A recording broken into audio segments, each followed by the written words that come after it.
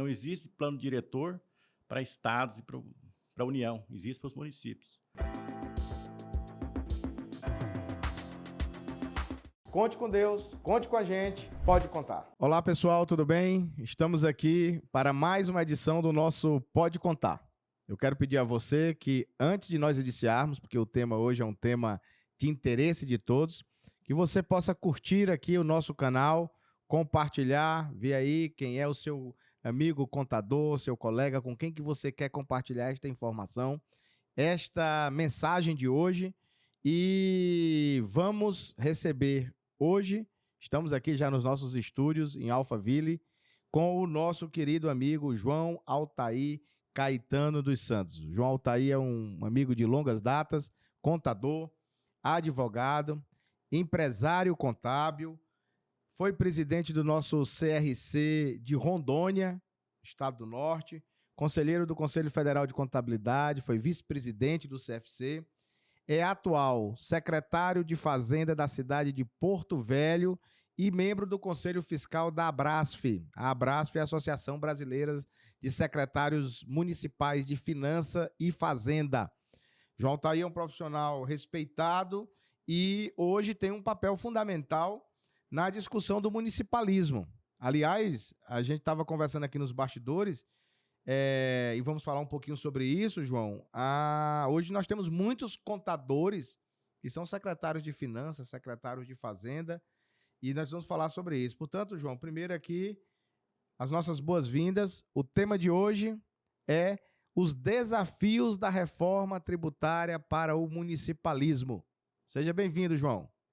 Obrigado, Joaquim. É um prazer estar aqui no Pode Contábil, que é o Pode Contar, né? Que é Pode contar. Esse podcast que vamos falar um pouco sobre municipalismo, falar um pouco sobre reforma tributária, falar um pouco sobre os municípios.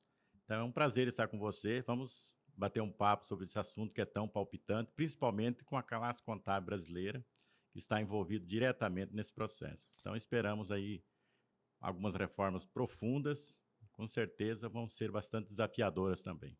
Perfeito. João, o Pode Contar ele tem um propósito, que é poder proporcionar a evolução daqueles que nos assistem, que colhem aqui as informações, o conhecimento que a gente se propõe aqui a entregar. E a reforma tributária é algo que, apesar de nós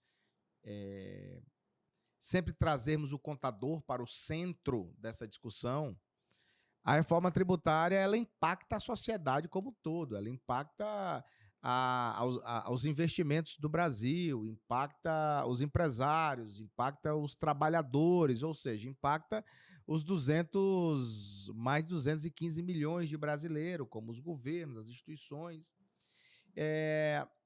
E muitas vezes a gente fica pensando, talvez até o próprio cidadão, quando ele escuta falar de reforma tributária, ele não associa algo muito importante.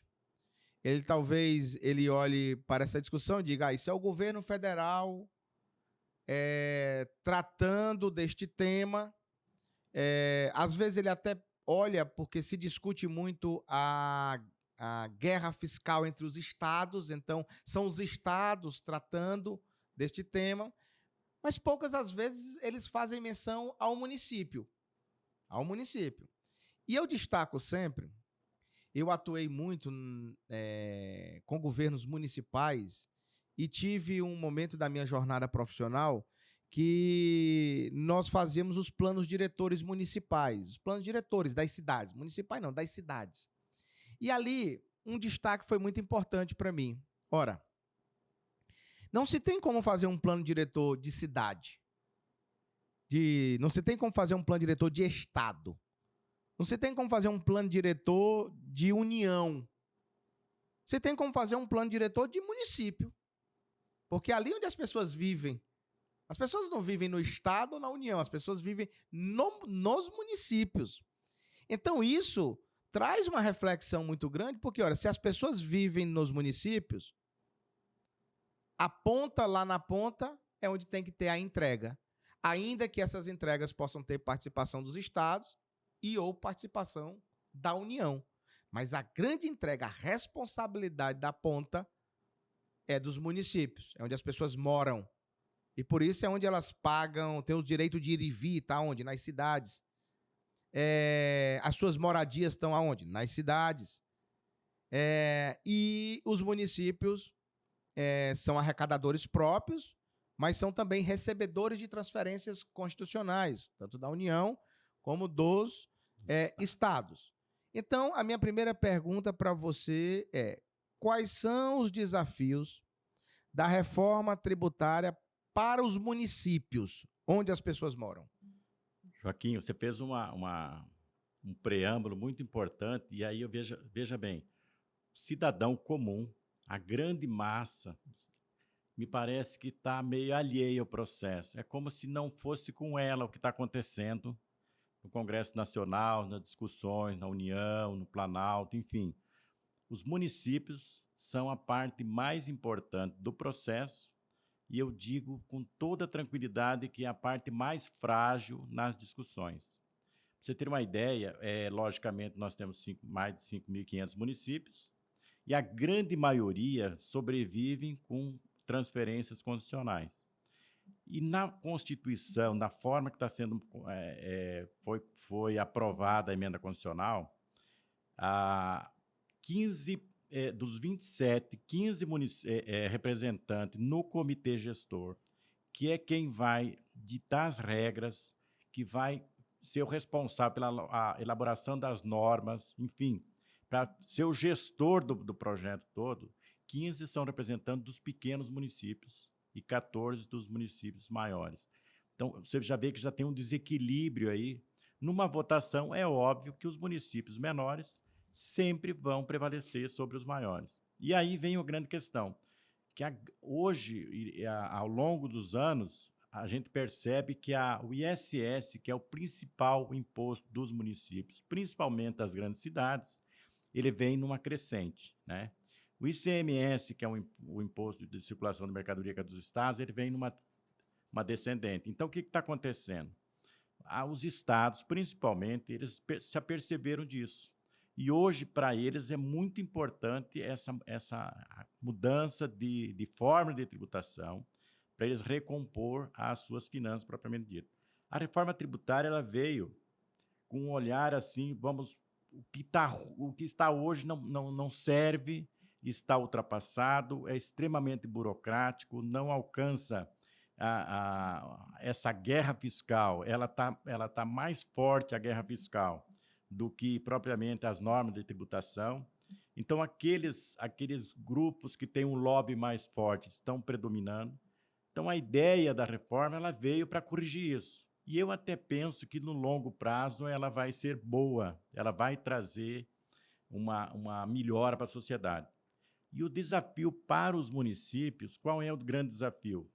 É saber até onde vai ser possível essa gestão, já que nós vamos ter uma mudança total, principalmente de 2 tributos. O ITBI, que é o Imposto de Transmissão de Bens, bens imóveis, né, que é o imposto municipal, e o ISS, que é o principal imposto dos municípios. Esses vão fazer parte do IBS.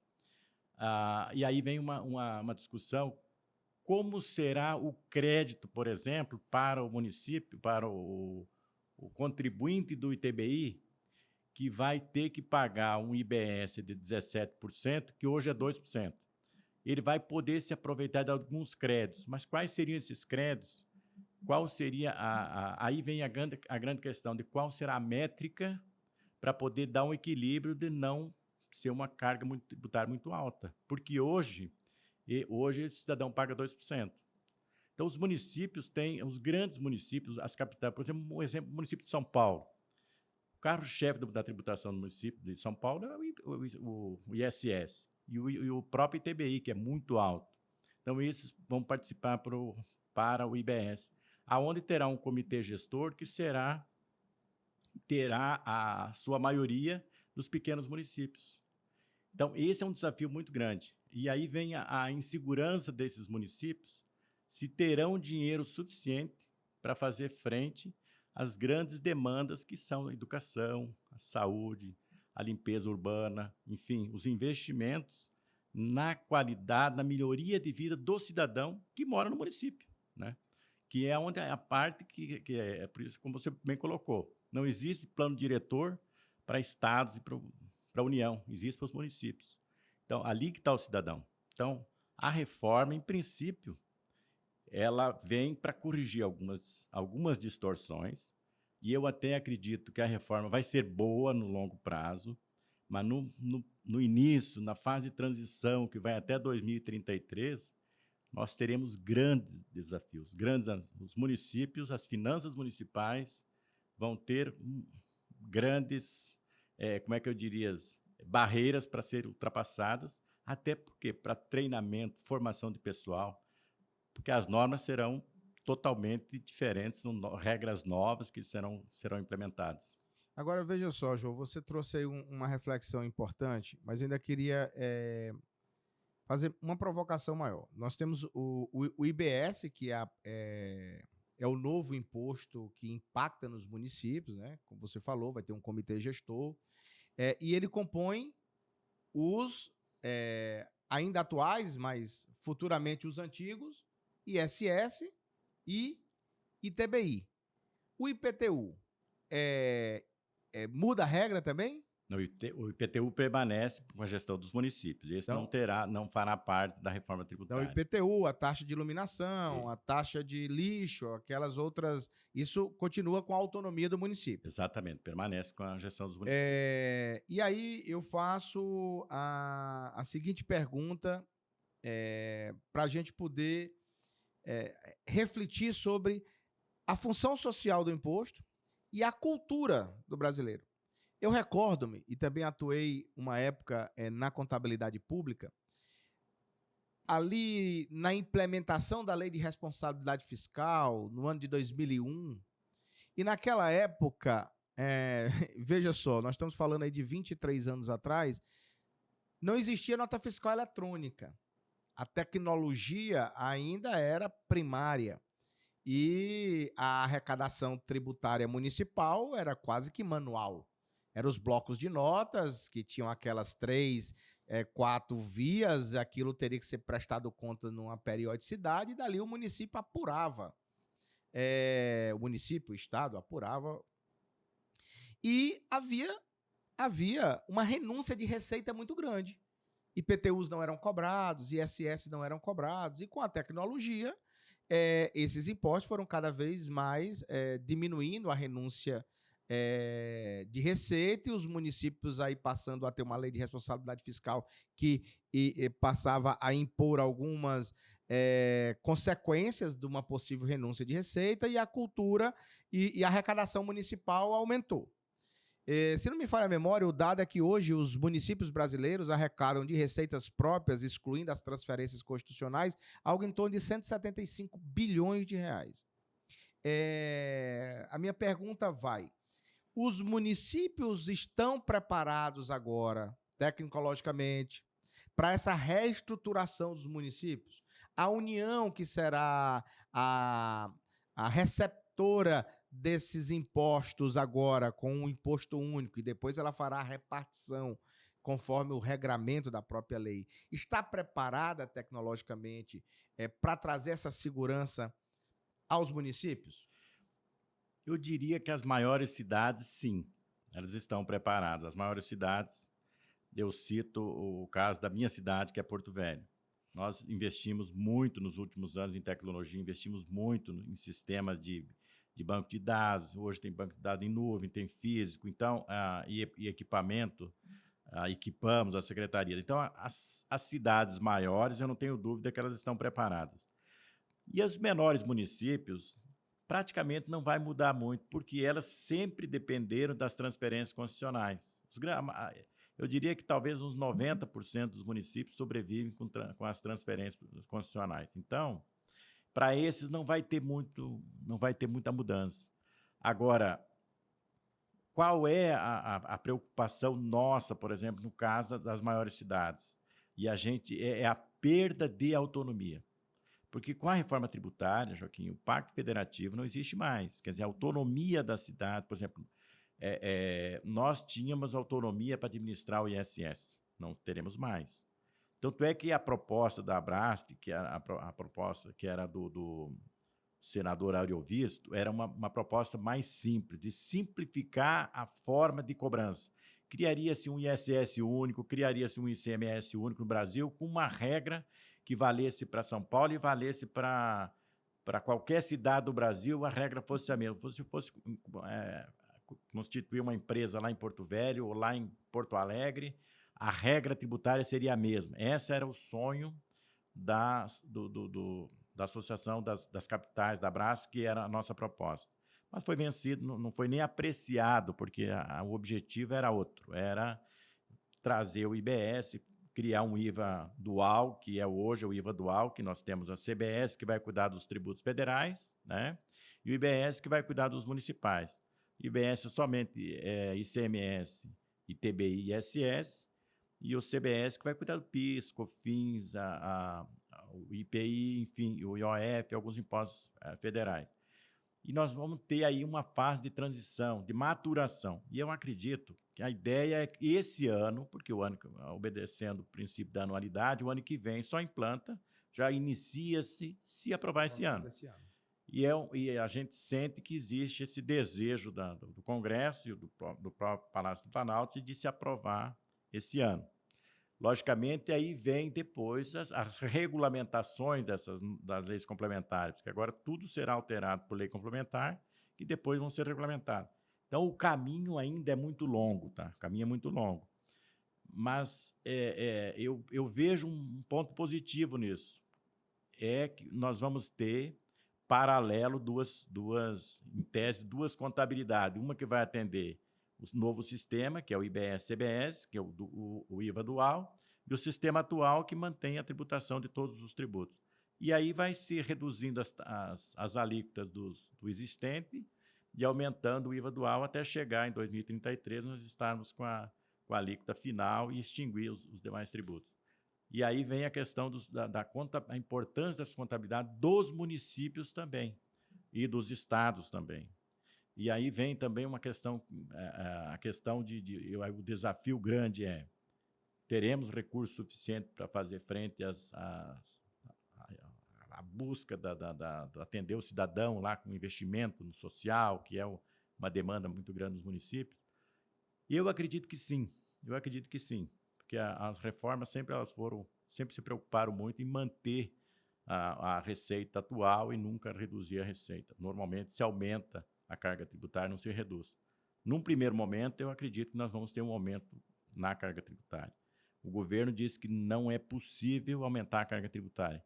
Mas quando nós falamos de uma média, o setor A, B ou C pode ter um aumento, setor outro uma redução, que vai dar um equilíbrio. Mas sempre terá alguém que vai dar uma carga tributária maior. Para esclarecer um pouco mais para o nosso seguidor aqui, para quem nos assiste, está assistindo esse podcast que está tratando os desafios da reforma tributária para o municipalismo. Talvez seja uma dúvida de muitos. Você falou muito bem aqui, nós vamos ter duas regras. A reforma tributária tem um prazo para ser implementada por definitivo. Ainda existe uma série de necessidades de regulamentação do texto geral. Previsibilidade de início em 2027, de término ali em 2033 da primeira parte, mas eu acho que ainda tem um tempo mais longínquo. A questão é o seguinte: se nós vamos ter dois métodos de contabilização, ainda considerando o ISS e o ITBI, e outro considerando o IBS, é isso? A apuração desse imposto muda, porque hoje eu sei que pago 5% de ISS sobre esta prestação de serviço que fiz e pago o que o município regular de ITBI na transferência do imóvel. Eu vou pagar esta alíquota que está vigente ou vou pagar o IBS? Aí que está o grande desafio das equipes que estão trabalhando na regulamentação da norma. Nós temos, inclusive, um auditor de Porto Velho que participa no comitê, dentro do grupo do comitê que está elaborando essas normas. Então, a discussão ela está muito, muito intensa exatamente por isso.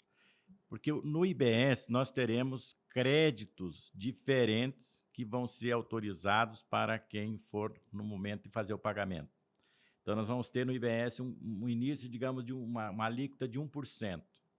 Mas qual será o crédito nessa alíquota de 1%? Aqui nós não temos créditos hoje, por exemplo, no ISS e não temos crédito no ITBI. Não temos. Teremos no IBS. Aí o desafio dessas equipes é exatamente buscar o equilíbrio nessa fase de transição para que não sobrecarregue aqui quem for pagar no IBS e também não desonere demais quem vai pagar aqui no sistema tradicional, sistema atual. Então, esse é um dos grandes desafios, né, Joaquim? Porque a nova regra permite esse aproveitamento de créditos de aquisição. Aí eu te pergunto, quais seriam os créditos de aquisição, por exemplo, num imóvel que foi comprado há 50 anos, né? E o cidadão resolveu alienar ele, resolveu vender ele.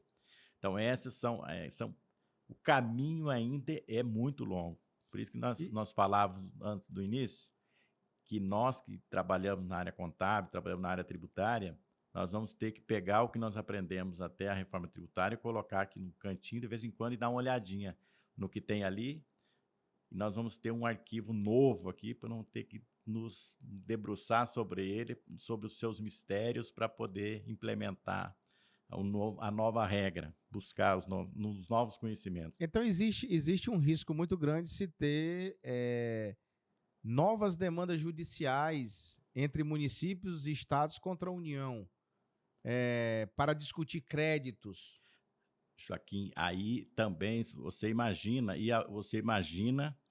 nós que somos os atores que vamos orientar os nossos clientes, aonde nós não temos nada de uma decisão judicial anterior que diz, olha, o caminho é esse, isso aqui está certo, isso aqui está errado. Então, nós vamos ter que criar em tese, diria, novos parâmetros que nós não temos aonde olhar. Nós vamos ter uma coisa totalmente nova, nós vamos ter uma lei que nós vamos ter que interpretá-la literalmente, né, para poder ir em frente. Isso vai valer para os contadores que estão militando na área contábil privada e também na área pública, né? Porque eu acredito que isso vai ser muito judicializado, principalmente a questão de ITBI, porque haverá uma carga muito alta nessas transações. Você imagina, hoje você paga 2% numa transação, numa venda de um imóvel. Esse valor vai para 17%, fica a taxa referencial, entre a alíquota referencial, 17% a 18%. Então, nós teríamos aqui 15%, 16% de majoração. Sim. Logicamente, permite-se a utilização de crédito. Aí, quais seriam esses créditos? Então, esses são os grandes desafios para a regulamentação da reforma tributária. Olha, eu acho que agora você tocou num ponto. Se os desafios são tremendos, e vou resgatar aqui, quem já é contador há mais de 2 décadas vai lembrar muito do momento em que o Brasil regulou a Lei de Responsabilidade Fiscal, um aprimoramento da Lei 4.320 do direito financeiro para trazer o controle, criar regras fiscais, criar mecanismo de tornar mais eficiente a despesa, um controle maior da receita, criando os limites prudenciais. E naquele momento, me recordo muito bem, porque eu estava iniciando a minha carreira profissional e foi um nicho de mercado que eu abracei. E eu me lembro, João, que eu, como consultor, percorri vários municípios no meu estado do Piauí, no estado do Maranhão, vizinho, onde eu atuava, com a contabilidade pública, e saí oferecendo serviços de implementação da Lei de Responsabilidade Fiscal. Treinamentos às equipes de auditoria, criação das controladorias, e eu vi naquele momento os municípios brasileiros referendando a importância do profissional da contabilidade naquele processo de implementação da lei de responsabilidade fiscal. Acredito, inclusive, que foi quando os contadores municipalistas, contadores públicos, tiveram um up no reconhecimento de sua importância. Aí eu lhe faço aqui, trazendo para a reforma tributária. Qual o papel do contador nesse processo? Estamos num outro momento de mais um up da contabilidade pública em que deve o contador se reconhecer como um profissional de extrema importância, não só para o município, para o Brasil, para a sociedade, para a economia, com o perfil atual, do perfil do contador do século XXI, o contador aprimorado na tecnologia, o contador com potenciais macros de governança, de gestão. O valor do profissional está mais agregado? E qual é o papel dele nesse processo? Joaquim, você colocou uma coisa fundamental, a Lei Complementar 101, que fez a reforma da Lei da Responsabilidade Fiscal. Eu diria que para as finanças públicas, eu não tenho dúvida que foi uma revolução, porque até então nós tínhamos uma verdadeira uma insegurança total para o fornecedor, para o servidor público, enfim, o respeito às regras eram extremamente frágeis e a Lei da Responsabilidade Fiscal trouxe uma nova mentalidade, eu diria, para a sociedade como um todo, para a política como um todo, principalmente para as finanças públicas. E os contadores públicos passaram a ter um pouco mais, eu diria uma grande importância a partir daquele momento. Porque até então, qualquer um era responsabilidade pela prestação de conta de uma prefeitura, do Estado, qualquer, não precisa nem ser contador. O cidadão fazia os relatórios, entregava no Tribunal de Contas, estava resolvido. Com a Lei de Responsabilidade Fiscal, isso veio, trouxe essa responsabilidade, trouxe essa competência aos contadores públicos, e essa categoria teve realmente um ramp de qualidade, de valorização, e nós temos excelentes contadores públicos hoje que eram normalmente outros profissionais que faziam atuavam nessas áreas. Então, a reforma tributária, Joaquim, vai trazer com certeza uma nova etapa, uma nova era para os contadores. E aí os contadores vão ter um papel muito importante, não tenho dúvida disso, porque os desafios serão enormes.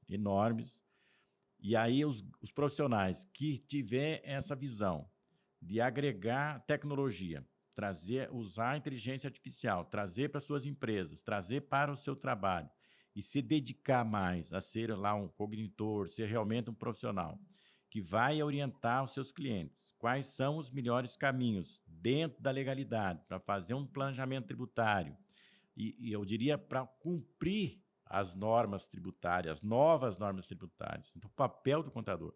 E aí o contador tem que realmente se valorizar, mostrar que ele é importantíssimo no cumprimento das novas regras e, obviamente, ele vai ter que realmente todo dia se aprimorar, porque as mudanças serão muito grandes, são mudanças substanciais na nossa profissão. Mas, logicamente, quando há uma mudança dessa magnitude, quem teve a ousadia de buscar as ferramentas adequadas e se preparar, com certeza vai ter um ramp na sua valorização, na sua qualidade, inclusive na qualidade de vida, né? Porque vai poder desfrutar mais da sua profissão e, logicamente, entregar mais para os seus clientes. Vai ter uma valorização muito maior nesse sentido. Olha, João, você traz aqui um ponto muito importante, que é tema recorrente aqui no nosso canal. Nós temos defendido de que o profissional da contabilidade é o profissional do presente imediato, aquele que tem a importância em todas as áreas de atuação, porque tem mais de 200 milhões de brasileiros, mais de 20 milhões de empresas, os 5.560 municípios, os 27 estados com o Distrito Federal, todos eles necessitam da contabilidade como instrumento de conformidade, de transparência, de regularidade, de controle. Portanto, o profissional da contabilidade, ele tem que ser respeitado e se fazer respeitado. Aliás, eu digo sempre, aqui sempre no nosso canal também, João, a gente coloca sempre os princípios, sempre o que nos orienta como ética. E eu digo, já disse isso aqui numa aula que a gente gravou, de que a contabilidade é uma profissão sagrada. Porque se você vai à Bíblia, são vários os momentos em que, várias passagens em que a contabilidade está lá presente na linguagem da Bíblia. Então, tudo que é sagrado merece ser respeitado. E tudo que é sagrado foi entregue à humanidade por Deus. Portanto, a contabilidade é uma profissão sagrada. E é uma profissão que está para a sociedade para garantir a evolução da sociedade. Então, quando a gente remete ao contador brasileiro, o Brasil ele é protagonista em várias discussões, vanguarda em várias discussões da contabilidade. Eu poderia falar aqui a convergência das normas internacionais, eu poderia falar aqui as IPSAS, que são as IPSAS são as normas aplicadas ao setor público nos parâmetros internacionais. O Brasil foi quem começou a discutir no mundo as normas de custo na administração pública, que deverão ser implementadas no ano que vem. O Brasil é quem está à frente da discussão no mundo das normas de sustentabilidade de acordo com os parâmetros internacionais. Então, o contador brasileiro, ele é reconhecido mundialmente pelo seu papel de contribuidor de proteção da sociedade. E nós temos discutido aqui que o que vai tornar você, profissional da contabilidade, cada vez mais valorizado pelo mercado, é o que o João tratou aqui, é a capacitação. Nós estamos diante de oportunidades. Nós gravamos aqui um podcast sobre contabilidade eleitoral, João, e nós dizíamos o seguinte: nós temos uma oportunidade e um novo mercado, que é a contabilidade eleitoral. Mas lá atrás nós tivemos uma oportunidade e um novo mercado, que é a implementação da Lei de Responsabilidade Fiscal. Agora nós estamos diante de um novo mercado, que é a implementação da reforma tributária para os empresários, que vão precisar manter os controles e registros e apuração adequada dos seus impostos, para o governo, que vai arrecadar.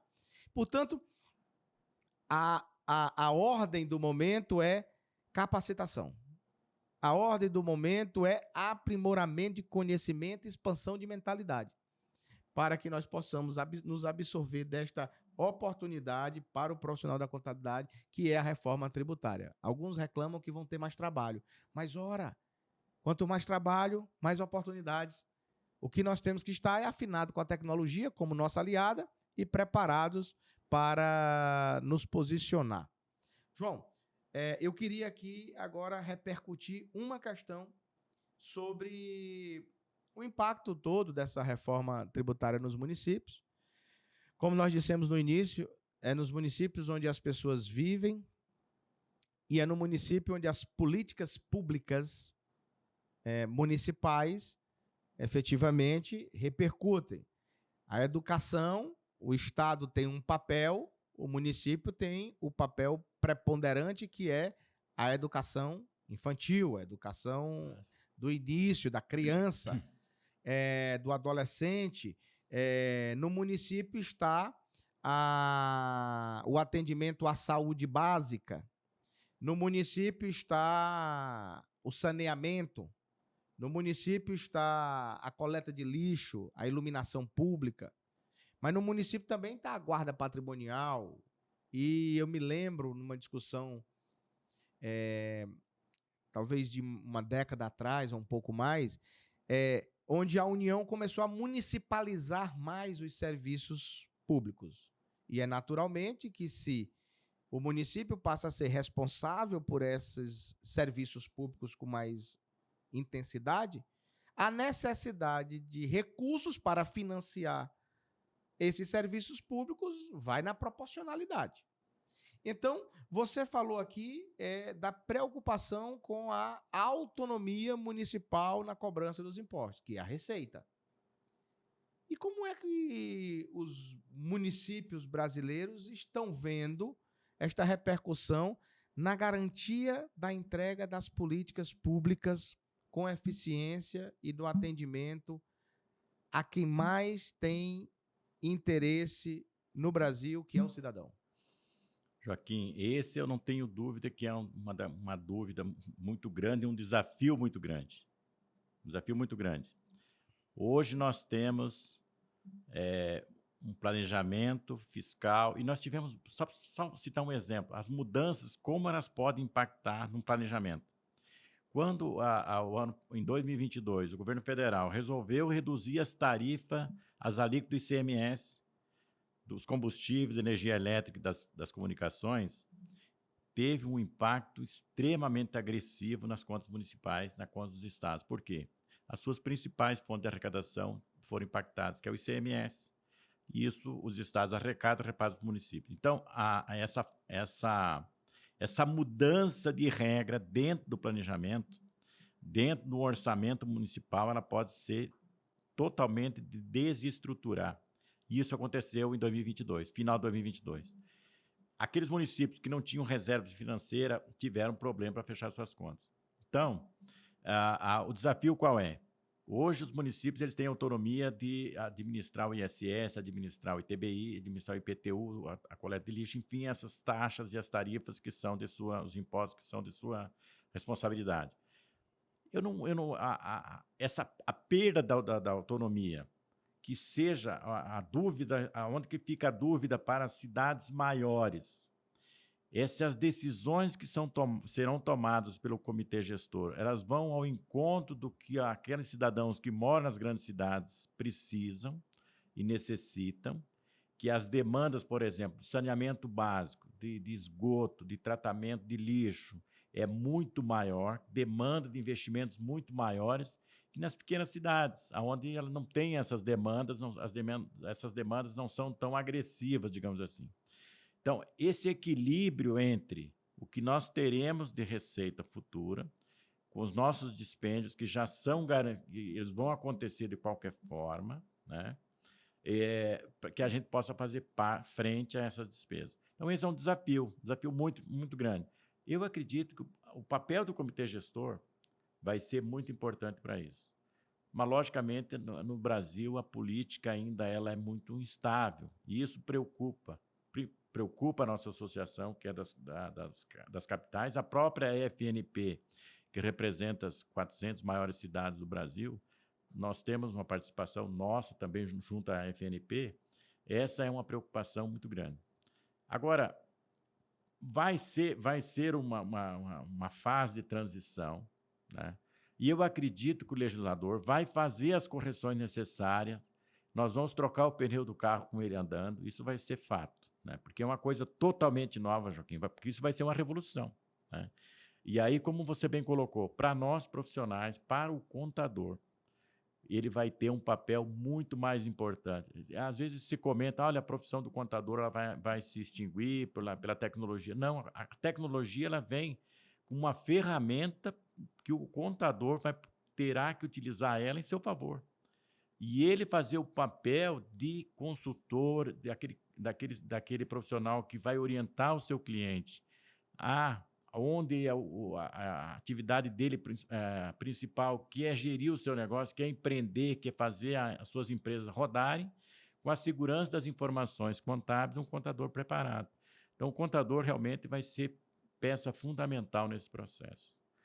Tanto o contador privado, como o contador público, que vai ter os desafios a partir do ano que vem, de você ter uma contabilidade, com a contabilidade de custos, que nunca foi. Você não sabe quanto custa uma praça, qual é o valor daquela praça, qual é o valor de um aluno em sala de aula, o valor de uma ponte que foi construída, o que ela agrega de valor para a sociedade. Isso nunca foi mensurado. Isso é considerado um gasto, né? Na verdade, não é um gasto, é um investimento em favor da sociedade. Então, isso aí é a contabilidade de custos que será implementada. Nós estamos trabalhando isso também em Porto Velho, justamente para que o ano que vem nós possamos ter balanços contábeis, demonstrações contábeis nos municípios, nos estados, mais transparentes. Ou seja, mais uma oportunidade do profissional atuar. Enorme, uma oportunidade enorme para os profissionais.